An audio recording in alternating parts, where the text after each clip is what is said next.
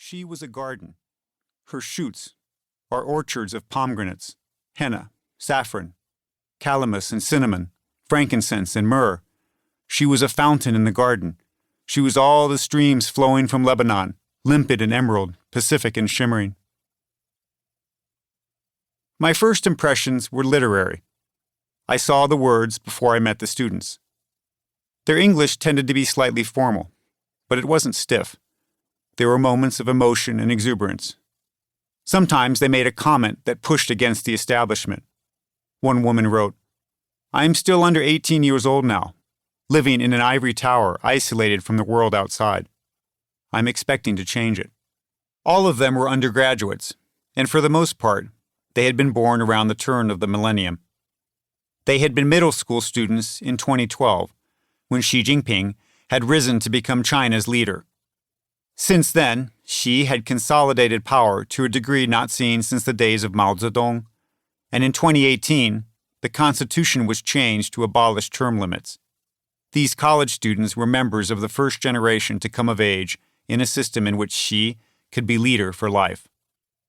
The last time I had arrived in Sichuan as a teacher was in 1996, when Deng Xiaoping was still alive. While reading applications, I imagined how it would feel to return to the classroom, and I copied sentences that caught my eye.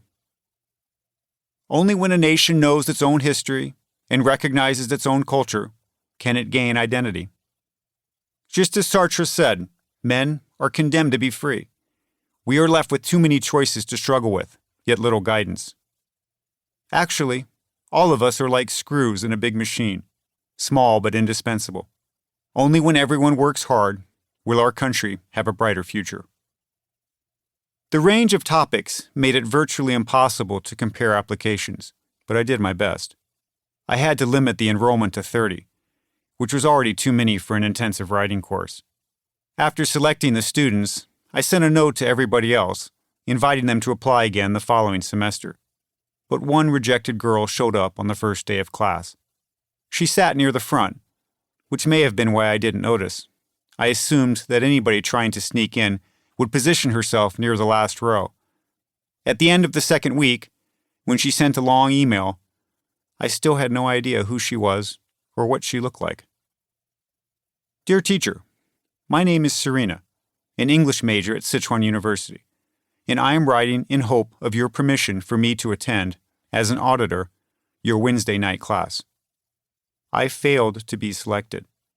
I have been in the class since the first week, and I sensed and figured my presence permissible. I want to write. As Virginia Woolf thought, only life written is real life. I wish to be a skilled observer, to present life, or idealized images on paper, like resurrection, or in eternal lines to time thou growest. I started to appreciate writer's diction, not as a natural flow of expression, but careful strategies and efforts. I began to put myself in the writer's shoes, and set out to sharpen my ear as a way to hear the sound of writing, consonance or dissonance, jazz, chord, and finally symphony. Perhaps I'm being paranoid, and no one will drag me out. If you can't give me permission, I'll still come to class in disguise until I am forced to leave. Happy Mid-Autumn Festival. Thank you for your time. Yours cordially, Serena. I composed an email explaining that I couldn't accept auditors, but I hesitated before pressing send. I read Serena's note once more, and then I erased my message. I wrote, "The college is concerned about auditing students because the course needs to focus on those who are enrolled. But I much appreciate your enthusiasm, and I want to ask if you are willing to take the class as a full student, doing all of the coursework." I was violating my own rules, but I sent the email anyway. It took her exactly 3 minutes to respond. When I told other China specialists that I planned to return to Sichuan as a teacher, and that my wife, Leslie, and I hoped to enroll our daughters in a public school, some people responded, "Why would you go back there now?" Under Xi Jinping, there had been a steady tightening of the nation's public life, and a number of activists and dissidents had been arrested.